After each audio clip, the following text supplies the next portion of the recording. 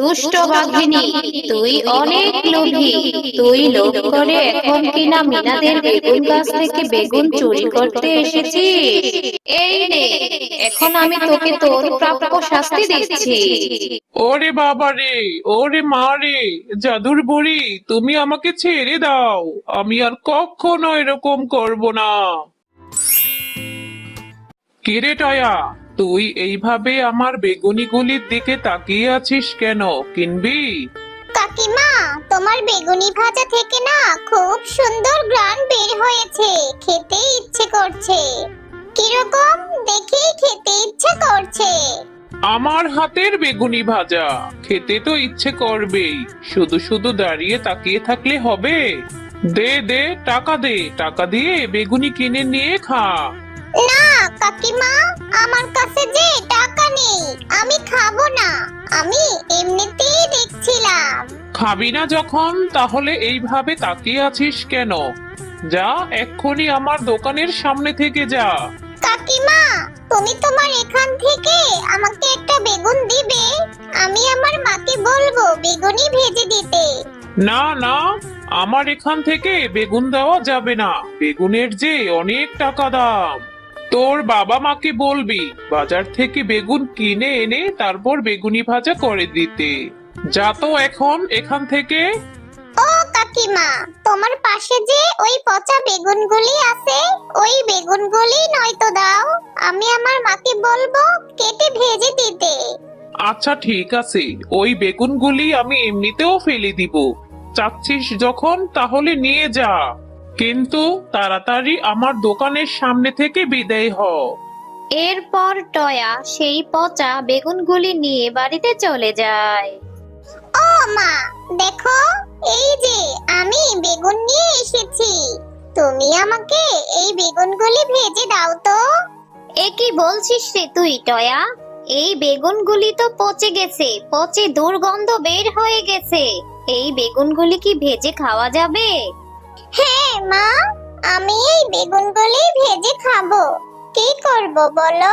আমার যে ভীষণ বেগুনি ভাজা খেতে ইচ্ছে করছে। আমাকে এই বেগুনগুলি ভেজে দাও না মা। বোকা মেয়ের কথা শোনো, এই বেগুনগুলি তো পচে গেছে। পচা বেগুন কি ভেজে খাওয়া যায় বল? এই বেগুনগুলি খেলে যে তুই অসুস্থ হয়ে যাবি। এই বেগুন খেতে হবে না। তুমি শুধু শুধু আমাকে বকো। আমি কি করব? আমার যে ভীষণ বেগুনি ভাজা খেতে ইচ্ছা করেছে। বেগুনি ভাজা খেতে ইচ্ছা করেছে বুঝলাম। তুই তোর বাবাকে বলবি, তোর বাবা বাজার থেকে বেগুন কিনে আনবে, তারপর তোকে বেগুনি ভাজা করে দিব। আচ্ছা ঠিক আছে, তুমি যখন এই বেগুনগুলি ভেজে দিবে না, তাহলে আমি এই বেগুনগুলি ঘরের চালেই ফেলে দিব। বাবা, ও বাবা, আমার না ভীষণ বেগুনি ভাজা খেতে ইচ্ছা করছে। তুমি বাজার থেকে বেগুন নিয়ে আসো না বাবা। তাহলে মা আমাকে ভেজে দিবে, আমি মজা করে খেতে পারবো। হ্যাঁ গো, তোমার মেয়ে কোথা থেকে যেন পচা বেগুন নিয়ে এসেছে, এসে আমাকে বলছে ভেজে দেওয়ার জন্য। পচা বেগুন কি ভেজে খাওয়া যায় বলো তো? ওর জন্য বাজার থেকে কালকে একটা ছোট দেখে বেগুন কিনে নিয়ে এসো তো, তারপর ওকে ভেজে দিব। বাজারে যে বেগুনের অনেক টাকা দাম। আচ্ছা ঠিক আছে রে মা, তুই যেহেতু বেগুনি ভাজা খেতে চাচ্ছিস, আমি বাজার থেকে তোর জন্য বেগুন কিনে নিয়ে আসবো। আচ্ছা ঠিক আছে বাবা, আমি এক্ষুনি ভাত খেয়ে নিচ্ছি।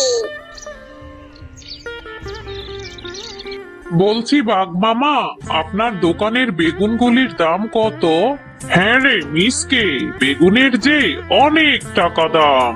1 কেজি বেগুনের দাম 200 টাকা করে।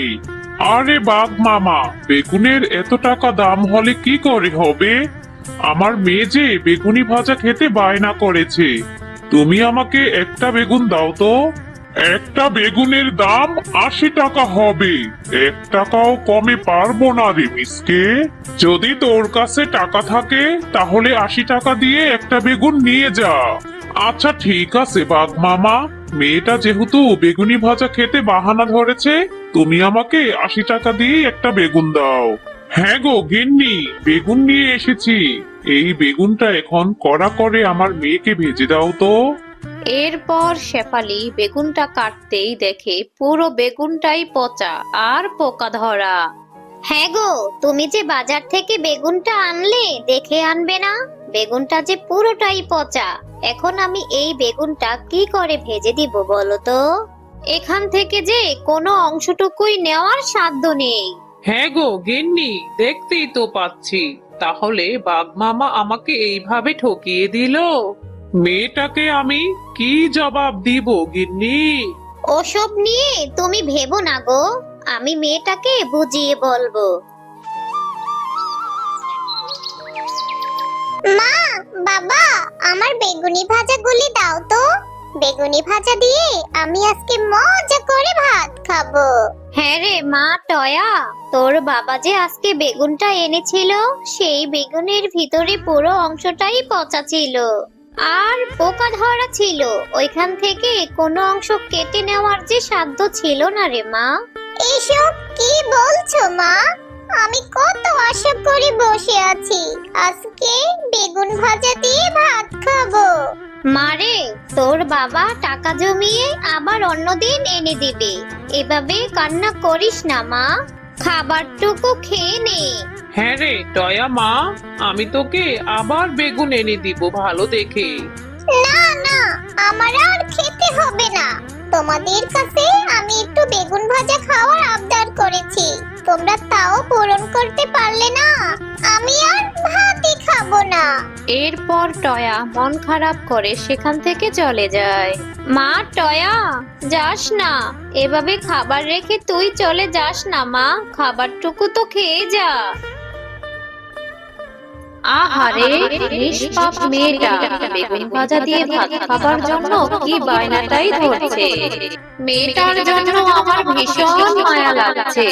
যাই হোক, আমি ওদের ঘরের চালে ফেলে দেওয়া সেই পচা বেগুনগুলিকে বলি, যাতে করে ঘরের চালে অনেক সুন্দর সুন্দর বেগুনের গাছ জন্ম নেয়। শোন পচা বেগুনগুলি, তোরা তোদের বীজ থেকে টয়াদের ঘরের চালের উপর সুন্দর সুন্দর আর সাধারণ বেগুনের গাছ এনে দে। এরপর সেখানে অনেক সুন্দর সুন্দর সোনার বেগুন আর সাধারণ বেগুনের গাছ চলে আসে। ও মামা, দেখো আমাদের ঘরের চালে কত সুন্দর সুন্দর বেগুনের গাছ হয়েছে। কি আশ্চর্যকর বিষয়! হ্যাঁ রে টয়া মা, এটা কি করে সম্ভব? তুই এত করে আবদার করেছিস বলে সৃষ্টিকর্তা তোর মনের ইচ্ছা পূরণ করেছে রে মা। তোর ফেলে দেওয়া সেই পচা বেগুন থেকে এত সুন্দর সুন্দর বেগুনের গাছ হয়েছে।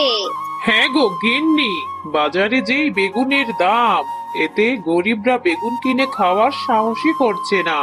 যাই হোক, আমি এই বেগুনগুলি বাজারে নিয়ে খুব সস্তায় বিক্রি করব। হ্যাঁ গো হ্যাঁ, তুমি আর দেরি করো না, তুমি বাজারে বেগুনগুলি নিয়ে বিক্রি করতে যাও। আর আমিও এখান থেকে কিছু করে বেগুন নিয়ে আমার মেয়েটাকে বেগুনি করে দেই।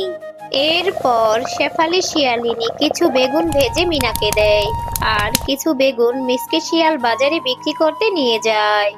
আরে আরে, এই মিসকে শিয়াল এত সুন্দর সুন্দর বেগুন কোথায় পেল? ওদের তো জমিও ছিল না, তাহলে কি ওরা বাড়িতে ঘরের উঠোনের সামনে বেগুন রোপণ করেছে? যে দেখি তো। এরপর রাত হতেই বাঘিনী তাদের বাড়িতে চলে যায়। আরে আরে, এ কি, ঘরের চালে এত সুন্দর সুন্দর বেগুন ধরেছে, আবার সোনারও বেগুন ধরেছে। যাই হোক, আমি আজকে রাতেই ওদের ঘরের চাল থেকে সবগুলি বেগুন চুরি করে নিয়ে যাব। হা হা হা হা হা। দুষ্ট বাঘিনী, তোর এই মনের ইচ্ছা কখনোই পূরণ হবে না। তুই অনেক লোভী, লোভ করে টয়াদের ঘরের চাল থেকে বেগুন চুরি করতে এসেছিস। দাঁড়া, আমি তোকে তোর প্রাপ্য শাস্তি দিচ্ছি। এই নে, এবার মজা বোঝ। ওরে বাবা রে, ওরে মা রে, জাদুর বুড়ি আমাকে ছেড়ে দাও, আমি আর কখনো চুরি করব না।